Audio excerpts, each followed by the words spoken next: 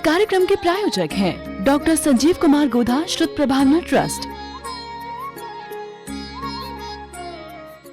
संयम प्रकाश नाम का यह ग्रंथ है, महाराज सूर्य सागर जी द्वारा लिखी गई यह सुंदर रचना है। छोटी छोटी सी बातें हमें सिखा रहे हैं, मानो हमारे जीवन के लिए उपयोगी हों। आवश्यकों की चर्चा चल रही थी और इसमें कल इतना कह दिया था कि देव पूजा तो सब करते हैं, स्वाध्याय भी लोग करते हैं बहुत लोग, लेकिन संयम भी ज़रूरी है। संयम माने जो बातें स्वाध्याय में पढ़ी है उन बातों को अपने जीवन में, अपनी लाइफ में उतारना, उसका नाम है संयम। निश्चय से देखें तो उपयोग के सिमटने का नाम संयम है। जब समस्त बाहरी पदार्थों से उपयोग हटकर अपने स्वभाव की तरफ जुड़ता है तो उसे हम निश्चय से संयम कहते हैं। असली संयम तो वही है। 6 प्रकार के जीवों की रक्षा की बात की, उसे प्राणियों का संयम कहा, और इंद्रिय और मन, इनके कंट्रोल करने की बात को इंद्रिय संयम कहेंगे। इस तरह से 2 प्रकार के संयम की बात कही। कल कुछ ऐसी भी बातें कह दी थी जो कुछ लोगों को तो बहुत अपील की। बातें तो आचार्यों की ही है। 5 इंद्रियों के विषय में फंसे हुए जीवों की दुर्दशा का चित्रण किया था और ये कहा कि हम क्या बताएं इस दुर्दशा के बारे में। एक एक इंद्रिय में फंसे हुए जीव, उनकी जब ऐसी हालत हो जाती है तो फिर जो जीव मनुष्य गति के जीव 5 ही इंद्रियों के विषयों में उलझे हों, फंसे हों, विषयासक्त हों, उन जीवों का क्या होगा। वो तो मरे ही हैं, मर गए वे हैं। ये विषय सेवन, ये विषयों की आसक्ति, ये विषयासक्तता की स्थिति, ये उन्हें मार डालेगी, ऐसा लिख रहे हैं। भैया संभलो कुछ तो। ये समय भोगों में काल गंवाया, ओह पाए कर मानुष्य योनि भी, हो जी भोगों में काल गंवाया, जिन वाणी बोले छे। बहुत एकेंद्रिय में बीता, पशुओं के अंदर भी काल बिताया, देवगति में भी, और ये मनुष्य योनि की प्राप्ति हो गई। पाए कर मानुष्य योनि भी, हो जी भोगों में काल गंवाया, जिन वाणी बोले छे। हो जी भोगों में काल गंवाया, जिन वाणी बोले छे। क्या बतलाएं, काफ़ी दुर्दशा का चित्रण हो गया था। चलिए आज संयम की चर्चा को पूरी कर लेने का भाव है, मन है। 511 पेज पर नीचे कुछ श्लोक प्रस्तुत किए हैं सुभाषित रत्न संदोह के, उन्हें यहाँ से वाचन करते हैं। लोकार्चितोपि कुलजोपि बहुश्रुतोपि, धर्मस्थितोपि विरतोपि शमान्वितोपि, अक्षार्थपन्नगविशाकुलितो मनुष्य, तन्नास्ति कर्म कुरुते न यदग्रनिन्द्यम्। लोकार्चितं गुरुजनं पितरं सवित्रीं, बन्धुं सनाभिमबलां सुहृदं स्वमरम, नृत्यं प्रभुं तनयमान्यजनं निमर्त्यो, नो मन्यते विषयवैरिवशः कदाचित्। येनेन्द्रियाणि विजितान्यति दुर्धराणि तस्या विभूतिरिह नास्ति कुतोऽपि लोके श्लाघ्यं च जीवितमनर्थविवेक्तमुक्तं पुंसो विवेक्तमतिपूजिततत्त्वबोधये। सुभाषित रत्न संदोह के 99, 100, 101 और 102 नंबर के ये 4 श्लोक प्रस्तुत किए हैं। इनमें क्या कहते हैं? विषयों में अनुरुक्त पुरुष के लिए विद्या बेकार है। दया, द्युति, अनुद्धता, अनुद्धतता बहुत शांत स्वभाव जिसे कहते हैं, क्षमा, सत्य, तप, नियम, विनय और विवेक सब बेकार हैं। ओहो, सब व्यर्थ है। अतः बुद्धिमान पुरुष इन विषयों में आसक्त नहीं होते। ओहो, बुद्धिमान पुरुष इन विषयों में आसक्त नहीं होते, क्योंकि बुद्धिमान पुरुष इस बात को बहुत भली प्रकार जानते हैं कि इसके बिना, संयम के बिना ये सब बेकार हो जाएगा। सारा जप तप पूजन पाठ सब कुछ बेकार है संयम के बिना। संयम अंगीकार करो भैया, इकाई के बिना शून्यवत है भाई मोक्ष। सही कहते हो। बिना नीम के महल के समान है, बिना जड़ के वृक्ष के समान है, ऐसी स्थिति है। ये कह रहे हैं दया, द्युति, विद्या, क्षमा, सत्य सब व्यर्थ हो जाते हैं, सब बेकार चले जाते हैं। अतः बुद्धिमान पुरुष इन विषयों में आसक्त नहीं होते, विषयों में आसक्त नहीं होते। देखिए, ज्ञानी जीव के जीवन में भी भोग होते हैं, ज्ञानी जीव के जीवन में भी भोग भोगे जाते हैं, भोग होते हैं उसके जीवन में भी, लेकिन भोगासक्ति नहीं होती। भोग और भोगासक्ति में ज़मीन आसमान का फर्क है। भोग होना अपराध नहीं है, भोगासक्ति महाअपराध है।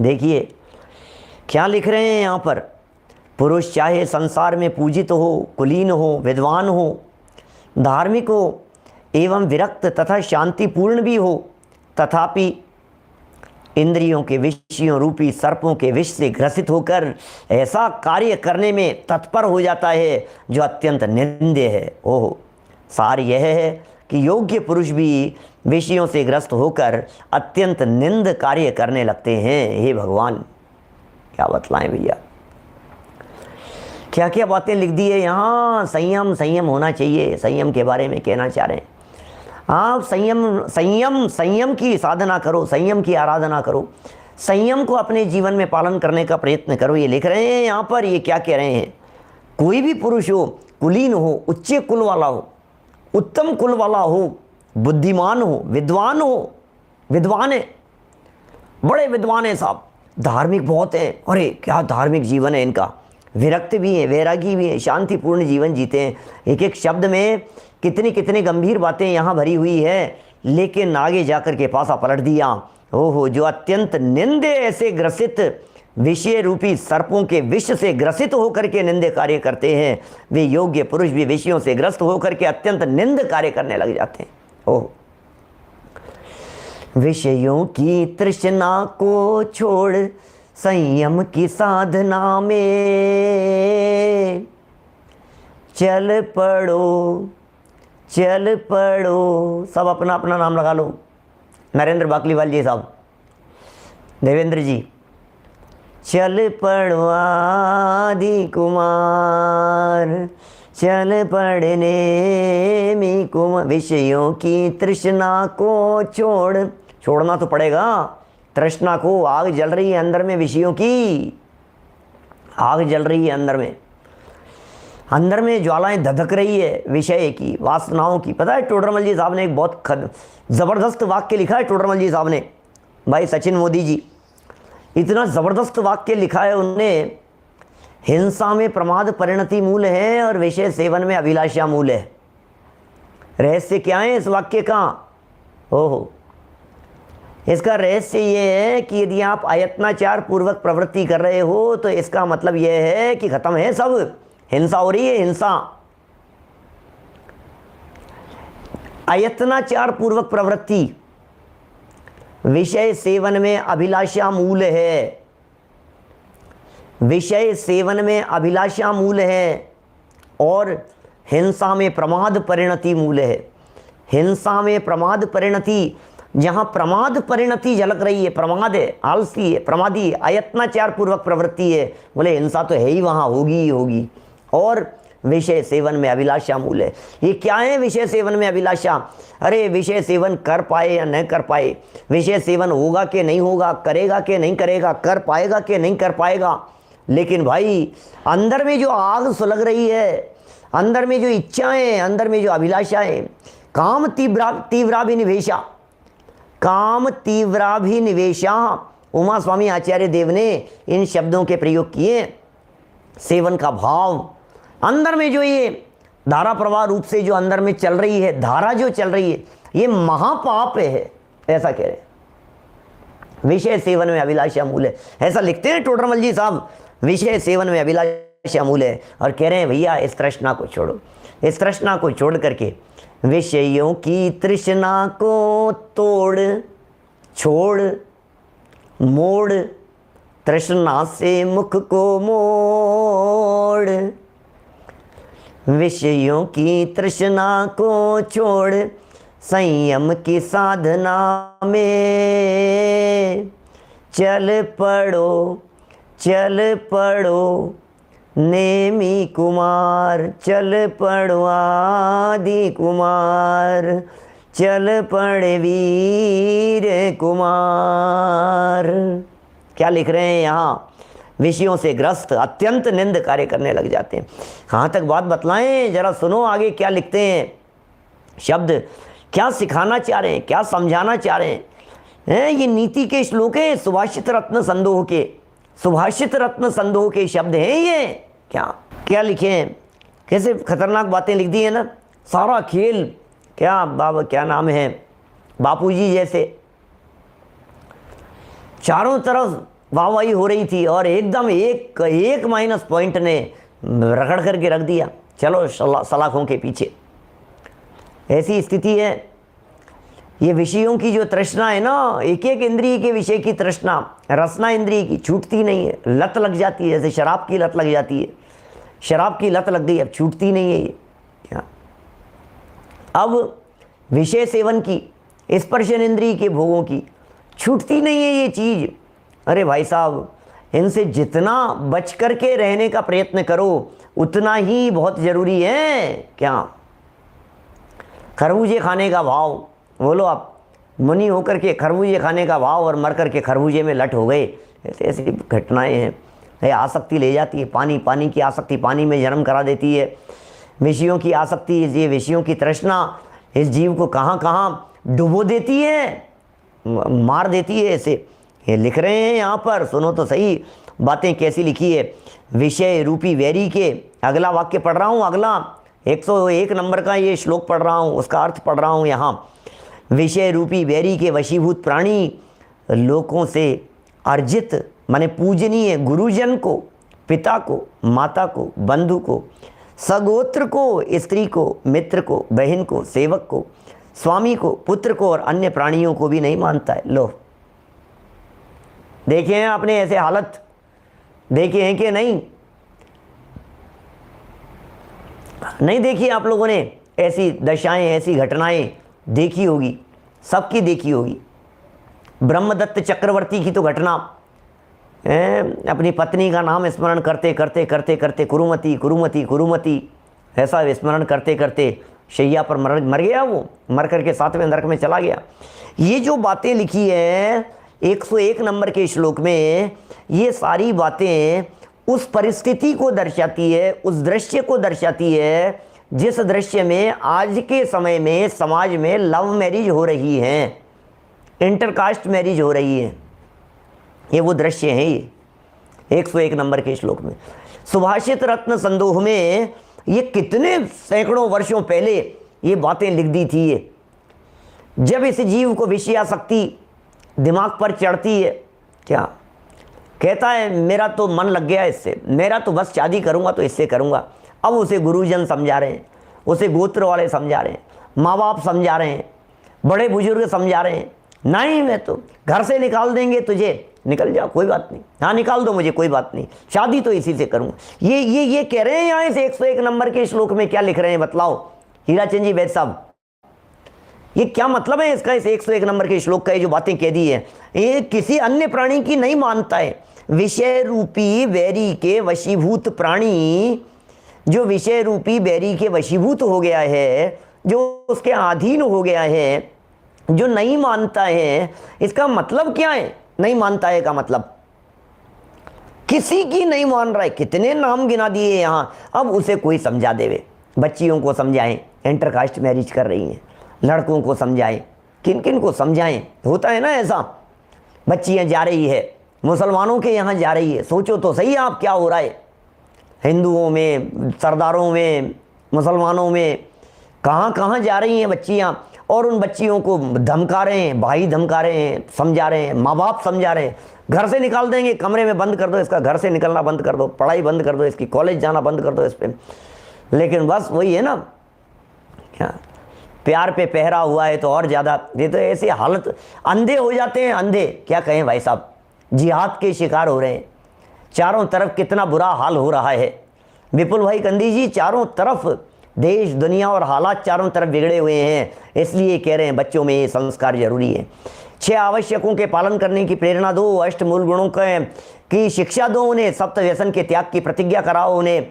मैं कहता हूँ पहले कही आपसे जन्मदिन किस तरह से मनाना, फिर कहता हूँ बार बार मैं कहता हूँ इस तरह से मनाया जाता है जन्मदिन। जन्मदिन के दिन ये काम करो आप, जन्मदिन के दिन ये काम करो। 8 साल की बच्ची को समझाओ, 9 साल की हुए तब समझाओ, 10 साल की हुए तब समझाओ, बच्चे को समझाओ, 11 साल के, 12 साल के, 13 साल के, 14 साल के, 15 साल के, अरे वो टीनेजर्स में आए उससे पहले 13 बार कम से कम उसके कान में ये बात चले गई क्या, ये प्रतिज्ञा ली हुई है मैंने, नहीं। पहली बार जब किसी पर की तरफ आंख उठा करके देखे उसी समय उसके दिमाग में ये बात आ जाए कि नहीं गलत काम है, ये हो नहीं सकता है ऐसा। बहुत विचार करना, ये कह रहे हैं विषयासक्ति, विषय रूपी बैरी वशीभूत हो जाता है ये व्यक्ति। जब उसके वशीभूत हो जाता है, जब तड़पता है अंदर में, तो ये कह रहे हैं लोगों को पूजनीय गुरुजनों को, पूज्य पुरुष हैं, अरे जिनकी सदा काल मानता था, जिनके उंगली के इशारे पर नाचता था, जिनके कहे कहे अनुसार चलता था, आज इसे क्या हो गया है। ये कह रहे हैं पिता को, माता पिता बंधु भाई लोग हैं, बड़े भाई समझा रहे हैं, नहीं समझ में आ रही, गोत्र वाले समझा रहे हैं, अरे स्त्री को भी नहीं गिनता है, दूसरी स्त्री के वशीभूत हो जाता है, ऐसी ऐसी घटनाएं घट जाती है। निगाह डालोगे तो कहीं ना कहीं ऐसी घटनाएं घट जाएगी, अपनी पत्नी को छोड़ करके दूसरी पत्नी के पास में जाकर के रहे, बोलो ऐसी ऐसी हालत है, दुनिया के कुएं में भांग पड़ी है चारों तरफ, न कोई कहने वाला है, न कोई सुनने वाला है, न कोई समझाने वाला है। समझाओ तो समझता नहीं है, करें क्या, नशे में धुत है ये। और कारण क्या है उसके पीछे, ये नशा क्यों चढ़ने दिया। चारू दत्त का तो प्रसंग है, ऐतिहासिक घटना है वो, तो जैन इतिहास की घटना है, प्रथमानु युग की घटना है। ये लिख रहे हैं यहाँ, सगोत्र स्त्री को, मित्र को कुछ नहीं गिन रहा है, बहन को कुछ नहीं गिन रहा है, बहन समझा रही है, बहन का क्या होगा ये समझ में नहीं आ रही है, बहन से कौन शादी करेगा ये समझ में नहीं आ रही है, तो कर क्या रहा है तेरे को समझ में नहीं आ रहा है, घर से निकाल देंगे, बहन की तो सोच नहीं सोच रहा है भाई। देखिए सेवक को कुछ नहीं गिनता है, और स्वामी को कुछ नहीं गिनता है, पुत्र को कुछ नहीं गिनता है, बच्चे को कुछ नहीं गिन रहा है। देखो अब हमें घटना इतिहास की सुनाऊँ आपको, अभय कुमार किसके थे बेटे, अभय कुमार राजा श्रेणिक के, क्या राजा श्रेणिक के बेटे अभय कुमार। अब वही काम तीव्राभिनिवेशा, अब महाराजा श्रेणिक ने चेलना को देख लिया, एक बार चेलना को क्या देख लिया, वही चित्रकार वगैरह रोज कहाँ थी, वो सब चित्र के ऐसा प्रसंग बना था ना ऐसा, तो अब क्या करें, बोले अब क्या करूँ, मेरे को शादी करनी है उससे, बेटे को भेजा। अब पुत्र को भी कुछ नहीं गिन रहा है, शर्म नहीं आ रही, अपने बेटे को कह रहा है बेटा लड़की पटा के लानी है, किसके लिए, ये मेरे लिए। बेटा अपने पिता के लिए उसको तैयार करा रहा है, राजी कर रहा है, माँ लेकर के आ रहा है। देखो तो सही आप, ये तो प्रथमानु युग हैं, कैसी कैसी घटनाएं। और ये सब देखिए हमेशा सदा काल से ये सब घटनाएं होती रही है, इसमें ऐसा कुछ नहीं है कि कुछ नया है। वर्तमान के हालात कुछ बिगड़ रहे हों ऐसा हमें लगता है, क्योंकि हम वर्तमान देख रहे हैं। पहले भी हालात कुछ इसी तरह के होते थे, पहले भी ऐसे ही होते थे, राजाओं के ज़माने में भी ऐसे ही होते थे। मुस्लिम राजाओं के ज़माने में, शासकों के समय में, दूसरों की रानियों की जो जौहर प्रथा जो थी ना, यहाँ राजस्थान में सती प्रथा, जौहर कर लेते थे, कुंड में कूद जाती थी आग जला करके। ये जो घटनाएं यहाँ, ये राजस्थान की घटनाएं हैं, उनके पीछे यही कारण है कि हम पर पुरुष के साथ में जाने, क्योंकि राजा को जीत लिया, अब उनकी पत्नियों को ले जाएगा। ये सब महाभारत के प्रसंग में, पुराने प्रसंगों में भी ये सब घटनाएं पुरानी हैं, लेकिन बतला रहे हैं भाई आप इस वैरी के वशीभूत मत हो जाना, ये बात यहाँ कह रहे हैं। ओहो, सेवक को, स्वामी को, पिता को और अन्य प्राणी को भी नहीं मानता है, वो मानता ही नहीं है। बस इतना है। हीराचंद जी वैद साहब सही कह रहे हैं, आप ये बात बिल्कुल सच कह रहे हैं। होता तो पहले भी बहुत था, कम नहीं होता था। आज के 60 साल पहले, 70 साल पहले भी आपको लव मैरिज मिल जाएंगी, और वो आपके दादी जी, दादाजी के ज़माने में भी आपको इस तरह की लव मैरिज घर छोड़ करके और किसी और के यहाँ भाग जाने की घटनाएं आपको उस ज़माने की भी मिल जाएंगी। बस इतना है कि उस समय इतना तूल नहीं दिया जाता था। होता तो था, लेकिन थोड़े बहुत बस वो दबा दी जाती थी, बातें रह जाती थी, और आजकल सोशल मीडिया के ऊपर उछल जाती है, इसलिए पता नहीं लगता है। हमें पता ज़्यादा लगता है आजकल। चारों तरफ बात छोटी सी होती है और दुनिया भर में ऐसे फैल जाती है, तो ऐसे लगता है कि क्या हो गया, क्या हो गया, क्या हो गया। होता तो पहले भी था, आज कॉमन हो गई। कॉमन इसलिए हो गई है आज के दिनों में ये बात, क्योंकि वो आजकल व्हाट्सअप, फेसबुक, इन चीज़ों के माध्यम से, जो आपके सोशल मीडिया है, आपके जो न्यूज़पेपर है, उनके माध्यम से ये बातें ज़्यादा हाईलाइट होती है, इसलिए वो जनरल हो गई है, जनरल सी दिखती है हमारे को। लेकिन एक्चुअल बात यह है कि घटनाएं तो सदा काल घटती रही है। भैया देखो, अपना लोटा छानने की बात यहाँ कह रहे हैं। बात तो ये कह रहे हैं, अपना लोटा छानने का मतलब अपने परिवार का, व्यक्तिगत बात कह रहे हैं। ये अपनी पर्सनल ड्यूटी है, ये अपनी पर्सनल रेस्पॉन्सिबिलिटी है, अपने आप को नरक में जाने से बचाना, अपने आप को डूबने से बचाना, अपने आप को कुएं में, अपने आप को खाई में गिरने से बचाना, ये अपनी जिम्मेदारी है, ये अपना दायित्व बनता है।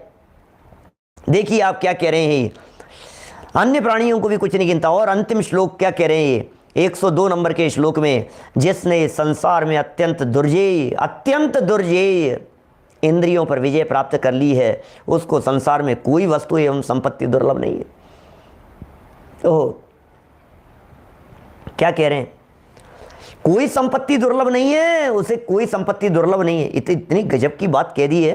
किसके लिए संपत्ति दुर्लभ नहीं है? जिसने इंद्रियों को जीत लिया है, जिसने विषयों को जीत लिया है, जिसने विषयों और तृष्णाओं पर विजय प्राप्त कर ली है, उसके लिए कुछ दुर्जय नहीं है, उसके लिए कुछ कठिन नहीं है, कठिन काम नहीं है उसके लिए। कोई वस्तु एवं संपत्ति दुर्लभ नहीं है, उसका जीवन प्रशंसनीय है, अनर्थों से रहित है, और बड़े बड़े लोगों से पूजनीय होता है। ओहो, धन्य है ऐसे भैया महापुरुष। महापुरुषों के गीत गा रहे हैं। महापुरुष कौन है? महापुरुष कोई पैदा नहीं होते हैं, महापुरुष आप हम में से ही बनते हैं, कालांतर में महापुरुष बन जाते हैं।